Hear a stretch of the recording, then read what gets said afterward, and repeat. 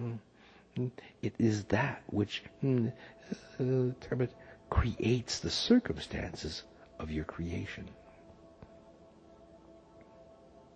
So, reality defined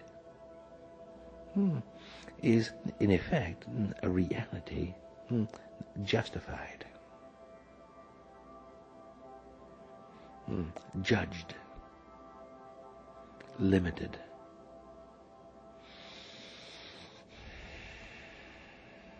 Wonders, may we pause a moment while I turn over the tape? Please. Thank you. Thank you, Wonders. And we do thank you, dear Maggie. Now, in this particular audio tape, you've heard dear Maggie ask us to pause. You now have to take the audio tape and out of your Walkman, out of your tape player, and either turn it over or hit a button that creates a different direction in your equipment. That is your reality. And you define it on the basis of your action. Your action creates a reality. And your action comes as a result of choice. So it could be said that choice creates your reality. But choice is based on the basis of justification. So it could be said that justification or judgment creates your reality. But justification and judgment are the resultant of desire. So it could be said then that desire creates your reality.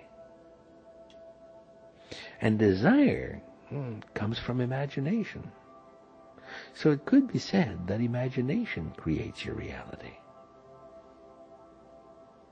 And imagination comes from you. So it could be said then that you create your reality. And you come from imagination. So it could be said then that imagination creates you, which creates your reality. But that imagination comes from God, God is the all that is. And as a result, it could be said then that God, God is the all that is, through imagination created your reality, which created you, which created your reality, which created your choice, which created your justification, which created your desire. All of that could be said. Or it could simply be said that reality exists, and that you create within and without the reality. You create within the parameters of reality. You use reality to your own means, to your own ends. You use your desire, your imagination, your choice, your justification, and create within the reality.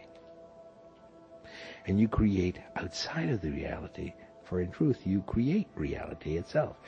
Your energy supports or is part of the creation that creates reality, creates the energy of reality, that creates existence, that creates God, God is the all that is.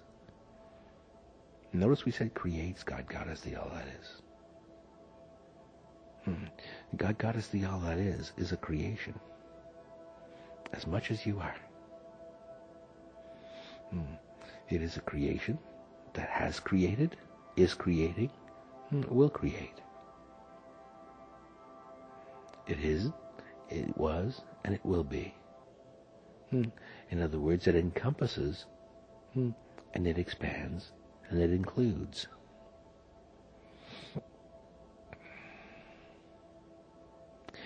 So reality is not a fixed parameter.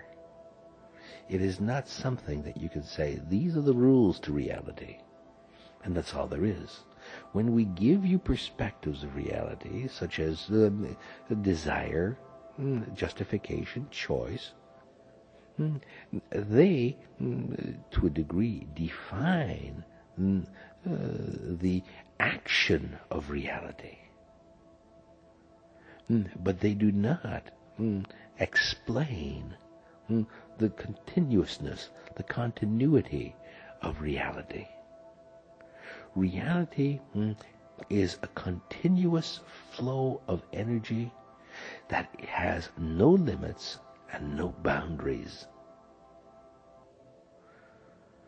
And that you, in your willingness to interact with reality, with this flow of boundaryless, limitless energy, then can, by its very nature, apply this flow to your existence, and as a result, create an effect that manifests itself as your existence. Listen carefully to those words. You interact with this flow of energy to create an effect that can be defined, observed as an existence, your existence. So everything you see around you is a manifested effect of the flow of reality. It is something you've chosen. That's true. And something you've justified to yourself. That's also true. And it's also something you've desired. And that's also true. So desire, justification, and choice come together to create an effect that is manifested from the flow of reality, such that this effect can be observed as, quote, your reality, unquote. But because your reality is created from the flow of reality, your reality can also change as the flow of reality changes.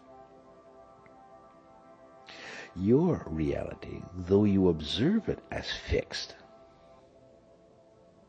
as needing to remain fixed, your reality is constantly changing and flowing. Which is why we suggest to individuals move to a position of command, not control. Control attempts to maintain a fixed perspective of reality. So fixed that nothing can change, nothing is movable. That's what control does. And control is based on fear, as we've suggested in the Control versus Command series. But command allows the reality to flow and still gives you the opportunity to choose, justify your choices, term it desire, dream, imagine. Notice how we added the word dream in there, which relates to the Dream series.